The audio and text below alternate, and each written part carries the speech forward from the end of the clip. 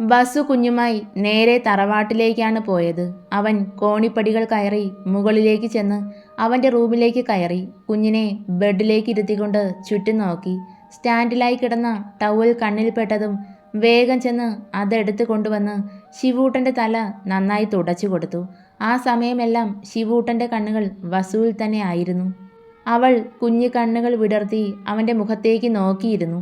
തല തുടയ്ക്കുന്നതിൽ ശ്രദ്ധ കൊടുത്തിരുന്നത് കൊണ്ട് വസു ശിവൂട്ടൻ്റെ നോട്ടമൊന്നും കണ്ടിരുന്നില്ല. അവൻ തന്നെ നോക്കുന്നില്ലെന്ന് കണ്ടതും തുടച്ചുകൊണ്ടിരുന്ന ടവലിൽ പിടിമുറുക്കി. അവളുടെ പിടുത്തം കണ്ട് വസു സംശയത്തോടെ അവളെ നോക്കി. അവൻ നോക്കുന്നത് കണ്ടതും ശിവൂട്ടൻ തൻ്റെ കുച്ചരി പല്ലുകൾ കാട്ടി നന്നായൊന്ന് ചിരിച്ചു. അവളുടെ ഭാവം കണ്ട് വസുവിന് ചിരി വന്നു. അവൻ വാത്സല്യത്തോടെ അവളുടെ കവിളിൽ തഴുകി. അപ്പോഴാണ് അവൻ അത് ശ്രദ്ധിക്കുന്നത്. വെള്ളത്തിൽ വീണതുകൊണ്ട് കുഞ്ഞിൻ്റെ ദേഹമാകെ നനഞ്ഞിട്ടുണ്ട്. ഇട്ടിരിക്കുന്ന ഫ്രോക്ക് നനഞ്ഞ് കുതിർന്ന് ദേഹത്തോടൊട്ടിയാണ് കിടക്കുന്നത്. അതിൻ്റെ തണുപ്പടിച്ചിട്ട് അവൾ നന്നായി വിറയ്ക്കുന്നുണ്ട്. പക്ഷേ മുഖത്ത് നിഷ്കളങ്കമായ ചിരിയാണ്. അത് കണ്ടതും വസുവിന് നെഞ്ചു വിങ്ങും പോലെ തോന്നി. അവൻ വേഗം കുഞ്ഞിൻ്റെ ഡ്രസ്സെല്ലാം അഴിച്ചു മാറ്റി ടവൽ കൊണ്ട് ദേഹം മുഴുവൻ നന്നായി തുടച്ചു കൊടുത്തു. എന്നിട്ട് അതുകൊണ്ട് തന്നെ അവളെ നന്നായി പുതച്ചു. പിന്നെ എന്തോ ഒരു ഉൾപ്രേരണയിൽ അവൻ്റെ കാലുകൾ അലമാരയ്ക്കടുത്തേക്ക് ചലിച്ചു. അലമാരയ്ക്ക് മുന്നിൽ ചെന്ന് നിന്ന് അതിൻ്റെ ഡോറ് തുറന്നു. അവൻ്റെ പ്രവൃത്തികളെല്ലാം വീക്ഷിച്ചു കൊണ്ടിരുന്ന കുഞ്ഞിപ്പെണ്ണിൻ്റെ കണ്ണുകൾ അലമാരയ്ക്കുള്ളിലെ കാഴ്ച കണ്ട് വികസിച്ചു പോയി. ഒരു കുഞ്ഞിന് വേണ്ടുന്ന എല്ലാ സാധനങ്ങളും അതിലുണ്ട്. ചെറുതും വലുതുമായ കുറച്ചധികം ടെഡി ബിയറുകളും മറ്റ് ടോയ്സും. ജനന സമയം മുതൽ അവരുടെ ഓരോ വളർച്ചയിലും ധരിക്കാനുള്ള കുഞ്ഞുടുപ്പുകളും, അങ്ങനെ കുഞ്ഞുങ്ങൾക്ക് വേണ്ടുന്ന എല്ലാ സാധനങ്ങളും. അതിൽ അത്ഭുതം എന്തെന്നാൽ അധികവും ഒരു പെൺകുഞ്ഞിന് വേണ്ടുന്ന സാധനങ്ങളാണ്. അവൻ അതിൽ നിന്നും നല്ല ഭംഗിയുള്ളത് നോക്കി മഞ്ഞ നിറത്തിലുള്ള ഒരു കുട്ടി ഫ്രോക്ക് കയ്യിലേക്കെടുത്തു. അത് ശിവൂട്ടന് നന്നായി ചേരുമെന്ന് അവന് തോന്നി. അതുമായി കുഞ്ഞിനരികിലേക്ക് ചെന്ന് അവൾക്ക് ആ ഫ്രോക്ക് ഇട്ടുകൊടുത്തു. എന്നിട്ട് അവളുടെ ഷോൾഡറും കഴിഞ്ഞ് താഴേക്ക് നീണ്ടു വളരുന്ന മുടി നന്നായി ചീകി ബൺ ചെയ്തു വെച്ചു. ബൺ ചെയ്തു വെച്ച മുടിയിൽ ചെറിയൊരു ക്രൗൺ ക്രാബും ഇട്ടുകൊടുത്തു. നെറ്റിയിലേക്ക് വീഴും വിധം കുറച്ച് മുടി ചീകി സെറ്റ് ചെയ്ത് വെച്ചു. എല്ലാം ചെയ്ത് കഴിഞ്ഞ ശേഷം അവൻ ശിവൂട്ടനെ ആകെ മൊത്തം ഒന്ന് നോക്കി. നിറയെ പീലികളുള്ള വിടർന്ന ഉണ്ടക്കണ്ണും ചുവന്നു തൊടുത്ത കവിൾത്തടങ്ങളും അവളുടെ ചെറുതായി ഉരുണ്ട ശരീരവും എല്ലാം കൂടി ഇപ്പോൾ കാണാൻ ഒരു പാവക്കുട്ടിയെ പോലെ ആയിട്ടുണ്ട്. കുഞ്ഞിപ്പെണ്ണ് അത്രയും ക്യൂട്ടായിരുന്നു ആ വേഷത്തിൽ. വസു വേഗം ബെഡിൽ കിടന്ന തൻ്റെ ഫോൺ എടുത്ത് അതിലേക്ക് ശിവൂട്ടൻ്റെ 1-2 ഫോട്ടോസ് എടുത്തു. ഈ സമയം അത്രയും കുഞ്ഞിൻ്റെ കണ്ണുകൾ അലമാരയ്ക്കുള്ളിലേക്ക് തന്നെ ആയിരുന്നു. ഫോട്ടോ എടുത്തു കഴിഞ്ഞ് ശിവൂട്ടനെ നോക്കിയ വസു കാണുന്നത് അവളുടെ ഈ നോട്ടമാണ്. അവളുടെ കണ്ണുകളെ പിന്തുടർന്ന അവനും അങ്ങോട്ടേക്ക് നോക്കി.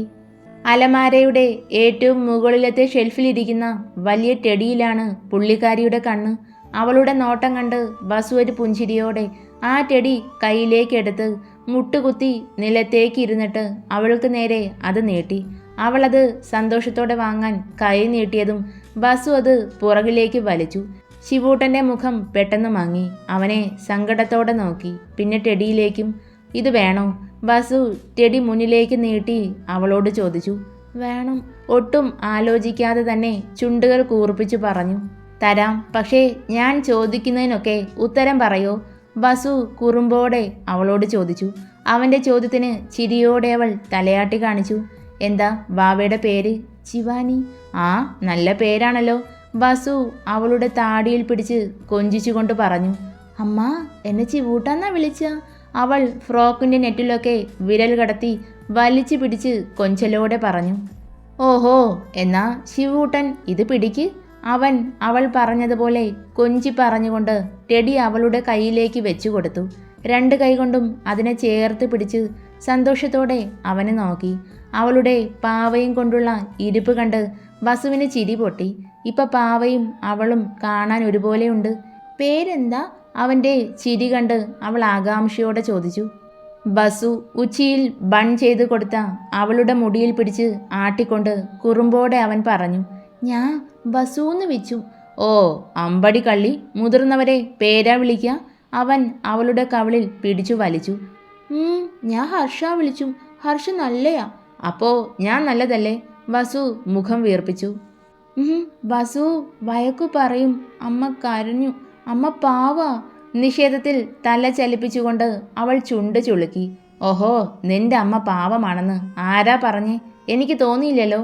ബസു അവളെ ദേഷ്യം പിടിപ്പിക്കാനായി പറഞ്ഞു. അല്ല, അമ്മ പാവാ. അല്ലല്ലോ, നിന്റെ അമ്മ പാവമല്ല. അവളുടെ കവിളുകൾ വീർക്കുന്നത് കണ്ട് ബസു ഊറി ചിരിച്ചു. നിന്നോട് പറഞ്ഞില്ലേ അമ്മ പാവാന്ന്? കയ്യിലിരുന്ന ടെടി ബസുവിൻ്റെ മേലേക്ക് വലിച്ചെറിഞ്ഞ് ശിവൂട്ടൻ ദേഷ്യത്തോടെ പറഞ്ഞു. പെണ്ണിൻ്റെ അപ്പോഴത്തെ ഭാവം കണ്ട് ബസു ഞെട്ടിപ്പോയി. മുഖമെല്ലാം ദേഷ്യം കൊണ്ട് ചുവന്ന് കയറിയിട്ടുണ്ട്. കണ്ണ് കൂർപ്പിച്ചുള്ള നോട്ടം കണ്ടാൽ ആരും പതറിപ്പോകും. അത്രയ്ക്കും തീക്ഷ്ണമായ നോട്ടം. ഏതവൻ്റെ വിത്താണോ കുരുപ്പ്? നോട്ടം കണ്ടില്ലേ? ബസു പിറുപിറുത്തുകൊണ്ട് അവൾ വലിച്ചെറിഞ്ഞ ടെടി നിലത്തു നിന്നും എടുത്തു. ശരി ശരി, ഇനി അതിന് പിണങ്ങണ്ട. നിന്റെ അമ്മ പാവം തന്നെ, സമ്മതിച്ചു. ഇനി രക്ഷയില്ലെന്ന് മനസ്സിലായപ്പോൾ ടെടി അവളുടെ കയ്യിലേക്ക് കൊടുത്തു. കുഞ്ഞിനെ ബെഡിൽ നിന്നും വാരിയെടുത്തു. പിണങ്ങിയോ ബസുവിനോട്? അവൻ എടുത്തിട്ടും മുഖം വീർപ്പിച്ചുള്ള അവളുടെ ഇരിപ്പ് കണ്ട് ബസു വിഷമത്തോടെ ചോദിച്ചു. അവൻ്റെ കണ്ണുകൾ എന്തിനോ നിറഞ്ഞു. കണ്ണിലെ നീർത്തിളക്കം കണ്ടിട്ടാവണം കുഞ്ഞിപ്പെണ്ണ് അവനെ സങ്കടത്തോടെ നോക്കി. കയ്യണ്ട ബസു, നല്ല എനിക്കിഷ്ടാ. അവൻ്റെ കണ്ണുനീരിനെ അവളുടെ കുഞ്ഞു കൈകൾ കൊണ്ട് അമർത്തി തുടച്ച് കൊഞ്ചലോടെ പറഞ്ഞു. അവൾ പറഞ്ഞത് കേട്ടപ്പോൾ ലോകം പിടിച്ചടക്കിയ സന്തോഷമായിരുന്നു ബസുവിന്. അവൻ അവളെ മുറുകെ പുണർന്നുകൊണ്ട് അവളുടെ മുഖമാകെ തുരുതുര ഉമ്മ വെച്ചു. ഏതോ ഓർമ്മയിൽ അവൻ്റെ കണ്ണുകളിൽ നിന്നും കണ്ണുനീർ തുള്ളികൾ അതിർവരമ്പുകളെ ഭേദിച്ചുകൊണ്ട് പുറത്തേക്ക് ഒഴുകി. ശിവൂട്ടൻ്റെ കൈകളും അവൻ്റെ കഴുത്തിലൂടെ ചുറ്റി ചേർത്ത് പിടിച്ചു. രാവിലെ പ്രാതൽ കഴിക്കാൻ ഊണുമേശയ്ക്ക് ചുറ്റും കൂടിയിരിക്കുവാണ് തറവാട്ടമ്മയും ഹർഷനും ദേവികയും യശോദയും. അവർക്കൊപ്പം ജയന്തിയും അവിടെ ഉണ്ടായിരുന്നു. അവർ എല്ലാവരുടെയും പാത്രത്തിലേക്ക് ഭക്ഷണം വിളമ്പുകയാണ്. അപ്പോഴാണ് കുഞ്ഞിൻ്റെ ഉച്ചത്തിലുള്ള ചിരി കേട്ടത്. എല്ലാവരുടെയും കണ്ണുകൾ ഒരുപോലെ ശബ്ദത്തിൻ്റെ ഉറവിടത്തിലേക്ക് നീണ്ടു. കോണിപ്പടികൾ ഇറങ്ങി വരുന്ന ബസുവിലും അവൻ്റെ കയ്യിലിരുന്ന് മതി മറന്ന് ചിരിക്കുന്ന ശിവൂട്ടനിലും എല്ലാവരുടെയും കണ്ണുകൾ പതിഞ്ഞു. അവരുടെ വരവ് കണ്ട് തറവാട്ടമ്മ ഇരുന്നിടത്തു നിന്നും പിടഞ്ഞെഴുന്നേറ്റ് പോയി. കണ്ണുകൾ നിറഞ്ഞു തുളുമ്പി. അതേ അവസ്ഥ തന്നെ ആയിരുന്നു ആ കാഴ്ച കണ്ട ഓരോരുത്തരുടെയും. അവരുടെ ചിരിച്ചും കളിച്ചുമുള്ള വരവും കുഞ്ഞിപ്പെണ്ണ് ഇട്ടിരിക്കുന്ന വസ്ത്രവും അവളുടെ കയ്യിലുണ്ടായിരുന്ന പാവയും എല്ലാം കണ്ട് തറഞ്ഞു നിന്നുപോയി എല്ലാവരും. ഒപ്പം ബസുവിൻ്റെ മാറ്റവും. ബസു അതൊന്നും ശ്രദ്ധിക്കാതെ കുഞ്ഞുമായി ഉമ്മറത്തേക്ക് നടന്നു. അവൻ പോകുന്നത് കണ്ടിട്ടും എല്ലാവരും അവനിൽ തന്നെ കണ്ണുകൾ അർപ്പിച്ചു നിന്നു. കഴിഞ്ഞുപോയ പല ഓർമ്മകളും മനസ്സിലേക്ക് കടന്നു വന്നതും എല്ലാവരുടെയും ഉള്ളം നീറിപ്പുകഞ്ഞു. എങ്കിലും ബസുവിൻ്റെ ഈ മാറ്റം അവരിൽ ആശ്വാസം നിറച്ചു, ഒപ്പം സന്തോഷവും. കുഞ്ഞുമായി ഉമ്മറത്തേക്ക് വരുമ്പോൾ ബസു കണ്ടു. പുറത്ത് ഔട്ട് ഹൗസിന് മുന്നിൽ നിന്നും തറവാട്ടിലേക്ക് നോക്കി കൈകൾ കൂട്ടിത്തിരുമി ടെൻഷനോടെ നിൽക്കുന്ന ഋതികയെ. കുഞ്ഞിനെ കാണാഞ്ഞിട്ടുള്ള പേടിയാണെന്ന് അവളുടെ നിൽപ്പ് കണ്ടാൽ തന്നെ അറിയാം. തറവാട്ടിലേക്ക് കയറുന്നതിനെ ബസു വിലക്കിയത് കൊണ്ടാണ് അവൾ മുറ്റത്ത് തന്നെ നിന്ന് ഉള്ളിലേക്ക് നോക്കുന്നതെന്ന് അവന് മനസ്സിലായി. കുഞ്ഞുമായുള്ള അവൻ്റെ വരവ് കണ്ടപ്പോൾ ഋതികയ്ക്ക് ആശ്വാസം തോന്നി. അതുപോലെ തന്നെ അവൻ്റെ മുന്നിലേക്ക് പോകാൻ പേടിയും. അവളുടെ മടിച്ചു മടിച്ചുള്ള നിൽപ്പ് കണ്ട് ബസു അവളെ സൂക്ഷിച്ചു നോക്കി. കവിളിൽ അടികൊണ്ട പാട് തെളിഞ്ഞു കിടപ്പുണ്ട്. നനഞ്ഞ സാരിയൊക്കെ മാറ്റി ഒരു ചുരിദാർ അണിഞ്ഞാണ് നിൽക്കുന്നത്. വേഷത്തിലെ ഈ മാറ്റം രാവിലെ വിലക്കിയത് കൊണ്ടാണെന്ന് അവൻ ഊഹിച്ചു. ബസു കുഞ്ഞുമായി അവൾക്ക് അരികിലേക്ക് നടന്നു. അമ്മേ. ഋതികയെ കണ്ടതും കുഞ്ഞിപ്പെണ്ണ് ബസുവിൻ്റെ കയ്യിലിരുന്നു കൊണ്ട് അവൾക്ക് നേരെ കൈ നീട്ടി. രണ്ടാമതൊന്നും ആലോചിക്കാതെ അവൾ കുഞ്ഞിനെ വാരിയെടുത്ത് ആ മുഖമാകെ ഉമ്മകൾ കൊണ്ട് മൂടി. ഡി, മതിയാക്ക് നിന്റെ പ്രകടനം. ഇതിനോട് നിനക്ക് വലിയ സ്നേഹമൊന്നുമില്ലെന്ന് എനിക്ക് മനസ്സിലായി. അതുകൊണ്ടാണല്ലോ നീ അതിനെ കൊല്ലാൻ നോക്കിയത്. വലിയ സ്നേഹപ്രകടനമൊന്നും എൻ്റെ മുന്നിൽ വെച്ച് വേണ്ട. അവളുടെ നിറഞ്ഞൊഴുകുന്ന മിഴികളിൽ നോക്കി പറഞ്ഞുകൊണ്ട് വസു ചുണ്ടുകോട്ടി. ഋതിക ഒന്നും പറയാതെ കുഞ്ഞുമായി തിരിഞ്ഞു നടന്നു. ഒന്ന് നിന്നേ. അവൾ പോകുന്നത് കണ്ട് വസു അവളെ പുറകിൽ നിന്നും വിളിച്ചു. ഇപ്പോൾ കാണിച്ചതുപോലുള്ള മണ്ടത്തരമൊന്നും ഇനി കാണിക്കാൻ നിൽക്കണ്ട. അങ്ങനെ എന്തെങ്കിലും നിന്റെ മനസ്സിൽ പോലും ഉണ്ടെന്ന് ഞാൻ അറിഞ്ഞാ നീ ചെയ്യുന്നതിന് മുന്നേ ഞാൻ എൻ്റെ കൈകൊണ്ടത് ചെയ്യും. പറഞ്ഞില്ലെന്ന് വേണ്ട. ഋതിക തല കുനിച്ച് നിന്നതല്ലാതെ ഒന്നും മിണ്ടിയില്ല. വസു, വഴക്കു പറയല്ലേ, അമ്മ പാവാ. വസുവിൻ്റെ സംസാരവും ഋതികയുടെ നിൽപ്പും കണ്ട് ശിവൂട്ടൻ അവനെ കൂർപ്പിച്ച് നോക്കി. ഓ, ഞാനൊന്നും പറയുന്നില്ല. നീയും നിൻ്റെ ഒരമ്മയും. അവൻ ശിവൂട്ടനെ നോക്കി ചുണ്ട് കോട്ടിക്കൊണ്ട് തറവാട്ടിലേക്ക് കയറി. ഡി, നീ സ്കൂളിൽ പോകുന്നില്ലേ? അകത്ത് കയറുന്നതിന് മുന്നേ വസു തിരിഞ്ഞു നിന്ന് സംശയത്തോടെ ചോദിച്ചു. ഋതിക അതേ എന്ന പോലെ തലയനക്കി. നിന്റെ വായിലെന്താ, നാക്കില്ലേ? വസുവിൻ്റെ സ്വരം കടുത്തു. പോകണം. രാവിലത്തെ ഭക്ഷണം ജയന്തി ചേച്ചി കൊണ്ടുതരും. കഴിച്ചിട്ട് വേഗം പോകാൻ നോക്ക്. വേണ്ട, ഞാൻ ഉണ്ടാക്കിക്കൊള്ളാം. നിന്നോട് അനുവാദം ചോദിച്ചതല്ല ഞാൻ. പറയുന്നത് അങ്ങോട്ട് കേട്ടാൽ മതി. ഇങ്ങോട്ട് ചോദ്യവും അഭിപ്രായവും വേണ്ട. അത്രയും കടുപ്പിച്ച് പറഞ്ഞ് അവൻ അകത്തേക്ക് കയറിപ്പോയി.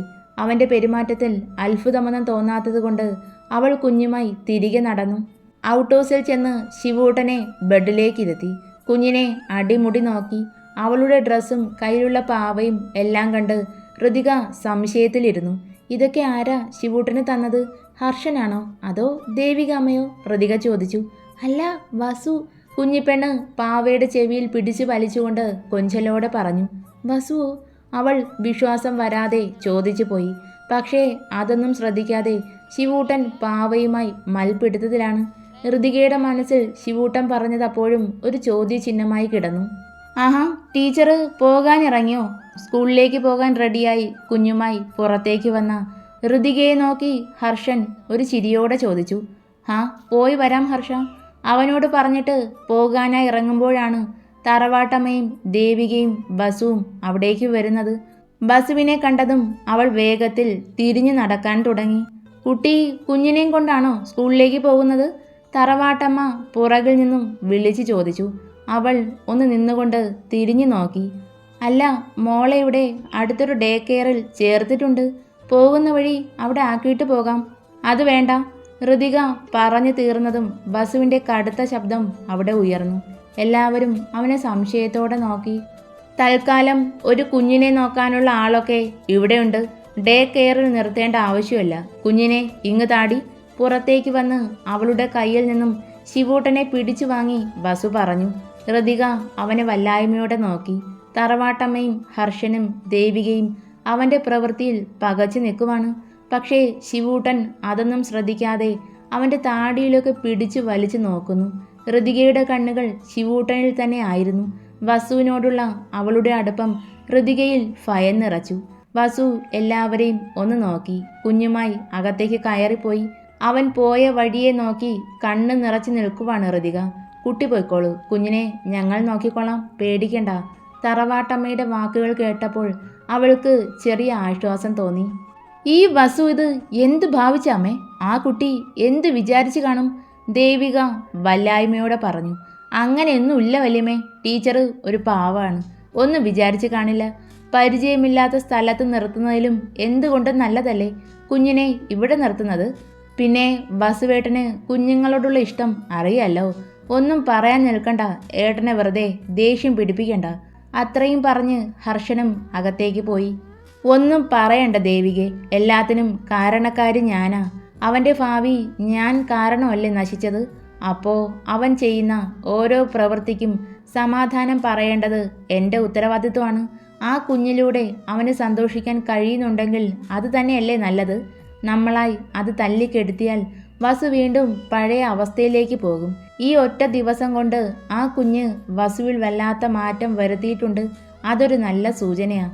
ദേവികയോട് അത്രയും പറഞ്ഞുകൊണ്ട് തറവാട്ടമ്മ ഉമ്മറത്തെ ചാരു കസേരയിലിരുന്നു. അവർ പറഞ്ഞതൊക്കെ ശരിയാണെന്ന് ദേവികയ്ക്കും തോന്നി. അതാരാ താരേച്ചി ആ പോയത്? പ്രിൻസിപ്പാളിൻ്റെ റൂമിൽ നിന്ന് ഇറങ്ങിപ്പോകുന്ന ഋതികയെ കണ്ട് ശ്രാവൺ സംശയത്തോടെ താരയോട് ചോദിച്ചു. അറിയില്ല, വാ ചോദിക്കാം. ശ്രാവണിനെയും കൂട്ടി താര ഋതികയ്ക്ക് അരികിലേക്ക് നടന്നു. ഋതിക സ്റ്റാഫ് റൂമിലേക്ക് കയറുന്നത് അവളുടെ പുറകെ പോയ ശ്രാവണും താരയും കണ്ടിരുന്നു. അവർ അവൾക്ക് പുറകെ അവിടേക്ക് വന്നു. ഹലോ, താനാണോ പുതിയ ടീച്ചർ? ശ്രാവണും താരയും ചെയറിലേക്ക് ഇരിക്കാൻ പോയ ഋതികയുടെ മുന്നിലേക്ക് ചെന്ന് നിന്നുകൊണ്ട് ചോദിച്ചു. അതെ. ഋതിക ഒരു പുഞ്ചിരിയോടെ തന്നെ അവർക്കുള്ള മറുപടി കൊടുത്തു.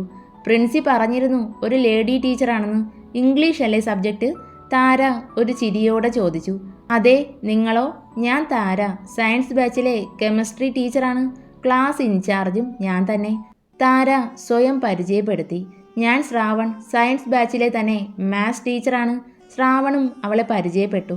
ടീച്ചർ പിന്നെ കോമൺ ആണല്ലോ അല്ലേ? ശ്രാവൺ ഒരു കുസൃതിയോടെ പറഞ്ഞുകൊണ്ട് അവളെ നോക്കി തലകുലുക്കി. അവളും അവരെ നോക്കി ചിരിച്ചതേയുള്ളൂ. അല്ല, ടീച്ചറിൻ്റെ പേര് പറഞ്ഞില്ലല്ലോ? ശ്രാവൺ എന്തോ ഓർത്ത പോലെ ചോദിച്ചു. ഋതിക: നല്ല പേരാണല്ലോ. ടീച്ചർക്ക് ഫസ്റ്റ് അവർ ക്ലാസ് ഉണ്ടോ? താര ചോദിച്ചു. ഇല്ല, സെക്കൻഡ് അവർ ഉണ്ട്, കൊമേഴ്സ് ബാച്ചിൽ. അതെയോ, നന്നായി. ഈ സ്കൂളിലെ ഏറ്റവും വലിയ അലമ്പന്മാരുടെ ക്ലാസ്സാ. നന്നായി പ്രിപ്പയർഡ് ആയിട്ട് പോയിക്കോ. All the best. അവളെ നോക്കി ഒന്ന് ആക്കി പറഞ്ഞുകൊണ്ട് താര അവരുടെ സീറ്റിലേക്ക് പോയിരുന്നു. ടീച്ചർ പേടിക്കണ്ട, എന്താവശ്യമുണ്ടെങ്കിലും വിളിച്ചാൽ മതി. ഞാൻ ഇവിടെയൊക്കെ തന്നെ കാണും.